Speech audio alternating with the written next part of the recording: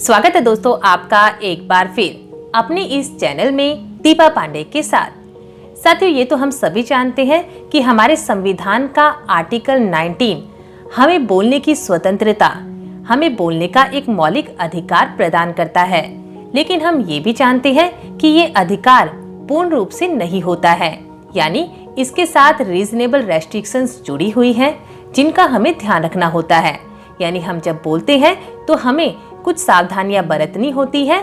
अगर हम ऐसा नहीं करते हैं तो हम कानूनन मुसीबत में पड़ सकते हैं, क्योंकि हमारे कानून में किसी भी इंसान और समुदाय की जो उनकी प्रतिष्ठा है उनको एक प्रॉपर्टी माना गया है।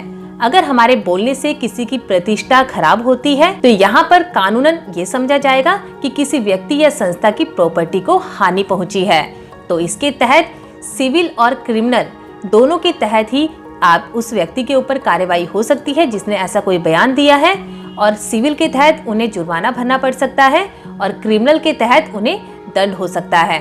तो साथ ही इन्हीं अधिकारों और रेस्ट्रिक्शंस को जानने से पहले हमें समझना पड़ेगा कि हमारे संविधान का आर्टिकल 19 क्या कहता है, उसकी क्या रेस्ट्रिक्शंस है, और डेफामेशन का जो सेक्शन है आईपीसी सेक्शन 499, 500 इसके अंदर क्या बताया गया है। तो स्क्रीन पर आप स्टेप बाय स्टेप इन्हें देख पाएंगे। तो साथियों, जैसा कि आप स्क्रीन पर इसे पढ़ भी सकते हैं, कॉन्स्टिट्यूशन ऑफ इंडिया का article 19 clause 1 sub clause A हमें देता है freedom of speech and expression, यानी बोलने का अधिकार। लेकिन हम पहले भी आपको बता चुके हैं, ये बोलने का अधिकार जो इस आर्टिकल में दिया गया है ये पूर्ण रूप से नहीं है। इसके साथ जो रीजनेबल रेस्ट्रिक्शंस है वो भी बताई गई है। तो चलिए इसके क्लॉज 2 को हम पढ़ते हैं। तो साथ ही यहाँ पर बताया गया है कि अगर हम किसी व्यक्ति के बोलने के कारण इंडिया की इंटीग्रिटी खराब होती है, सिक्योरिटी पर असर पड़ता है, या फिर जो उसके विदेशों के साथ, विदेशी स्टेट्स के साथ फ्रेंडली रिलेशन है वो खराब होते हैं, या पब्लिक ऑर्डर डिस्टर्ब होता है, या फिर कंटेम्प्ट ऑफ कोर्ट, कोर्ट की अवमानना होती है, या किसी की मानहानि होती है, तो इस तरीके से अगर कोई ऐसा करता है तो वहां पर फ्रीडम ऑफ स्पीच काम नहीं आएगा। उसको लेकर जो गवर्नमेंट ने लॉ बनाए हैं उनके तहत उसके ऊपर कार्यवाही होगी, जो कि एक ऑफेंस माना जाएगा। तो साथ ही इसी को लेकर डेफामेशन यानी मानहानि के लिए कानून बनाया गया है। यानी ऐसे कोई भी शब्द, चाहे वह लिखे गए हों या बोले गए हों या फिर पढ़ने लायक हो, या फिर कुछ ऐसा चित्र बनाया गया हो, उसे पब्लिश किया जाता है या फिर उसे क्रिएट किया जाता है, ताकि जानबूझकर ऐसा किया जाता है ताकि किसी पर्सन की जो रेपुटेशन है उसको हार्म पहुंचे। तो ये सब मानहानि के तहत कवर होता है, जिसके लिए आईपीसी सेक्शन 499 लागू होता है।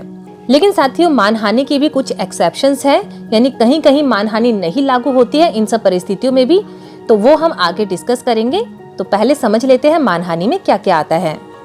तो साथ ही यहाँ एक्सप्लेनेशन 1 हमें बताती है कि अगर कोई व्यक्ति किसी मृत व्यक्ति की, डिसीज्ड पर्सन की रेपुटेशन को खराब करने के लिए कुछ भी शब्द यूज कर रहा है, अगर वो व्यक्ति जिंदा होता और उसकी रेपुटेशन उससे खराब हो सकती ऐसे कोई शब्द, या फिर उसकी इंटेंट है कि वह उस मृत व्यक्ति के जो नियर रिलेटिव्स हैं या फैमिली मेंबर्स हैं उनकी फीलिंग को हर्ट करे, तो ये भी मानहानि में कवर होता है। और साथियों, यहाँ पर एक्सप्लेनेशन 2 हमें बताती है कि अगर कोई भी इम्प्यूटेशन क्रिएट की गई है जो किसी कंपनी या एसोसिएशन या कलेक्शन ऑफ पर्संस को लेकर है, वो भी मानहानि में कवर होगी। इसकी एक्सप्लेनेशन 3 हमें बताती है कि कोई भी इम्प्यूटेशन जो या तो अल्टरनेटिव फॉर्म में क्रिएट की गई है या एक्सप्रेस्ड है, वो मानहानि में कवर होगी। साथियों, इसकी एक्सप्लेनेशन 4 हमें बताती है कि no imputation is said to harm a person's reputation. कोई भी ऐसी बात किसी भी पर्सन की रेपुटेशन को हार्म नहीं कर सकती अनलेस, जब तक कि वो इम्प्यूटेशन डायरेक्टली और इनडायरेक्टली किसी और को ना कही गई हो।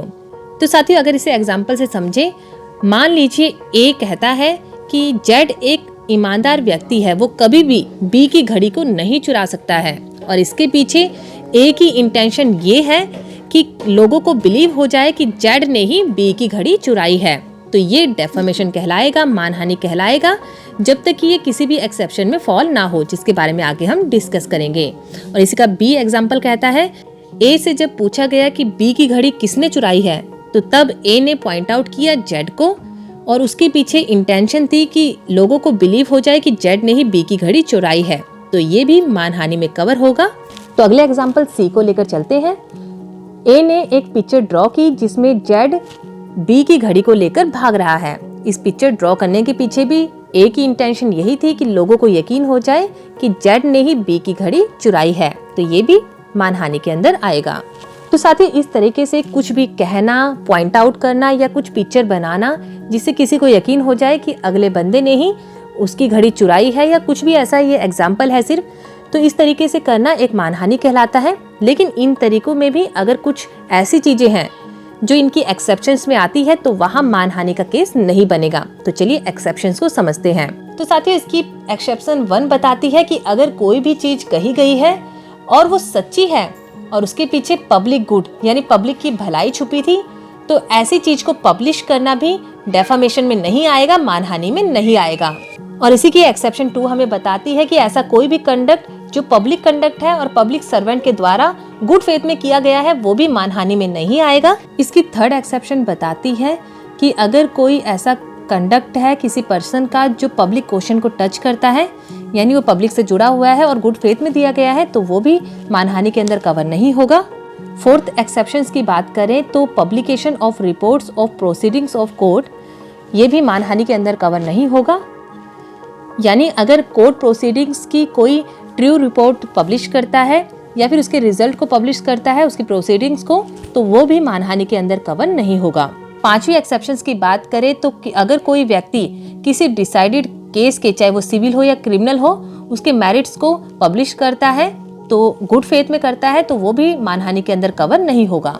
लास्ट जो 6th एक्सेप्शंस है वो हमें बताती है कि मेरिट्स ऑफ पब्लिक परफॉर्मेंस भी मानहानि के अंदर नहीं आती है। It is not defamation to express in good faith any opinion respecting the merits of any performance which its author has submitted to the judgment of the public। यानी ऐसी कोई परफॉर्मेंस जो ऑथर ने खुद ही पब्लिक को दी है उसको judgement करने के लिए, तो उस परफॉर्मेंस को लेकर अगर कुछ भी कहा जाता है गुड फेथ में, चाहे वो अच्छा हो या बुरा हो, तो वो मानहानि में कवर नहीं होता है।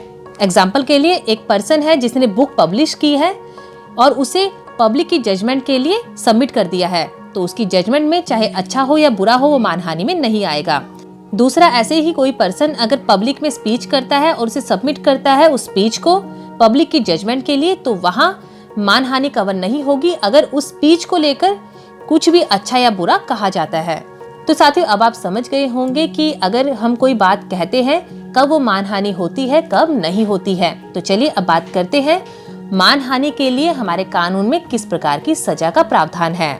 आईपीसी के सेक्शन 500 के तहत डेफामेशन के लिए, मानहानि के लिए सजा बताई गई है, जिसमें बताया गया है कि अगर कोई भी मानहानि होती है तो उसके लिए 2 साल तक की सजा और जुर्माने या दोनों से ही उस व्यक्ति को दंडित किया जा सकता है।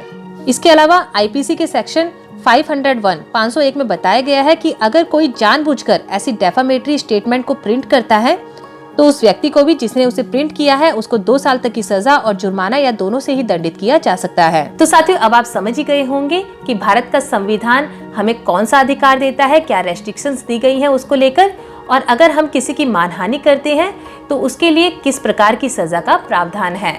तो उम्मीद है आज की वीडियो आपको समझ आई होगी। अगर इससे जुड़ी आपकी कोई क्वेरी है आप नीचे कमेंट सेक्शन में हमसे पूछ सकते हैं। तो फिर मिलेंगे आपसे ऐसे ही किसी नए टॉपिक के साथ, किसी नई कानूनी जानकारी के साथ। तब तक के लिए नमस्कार।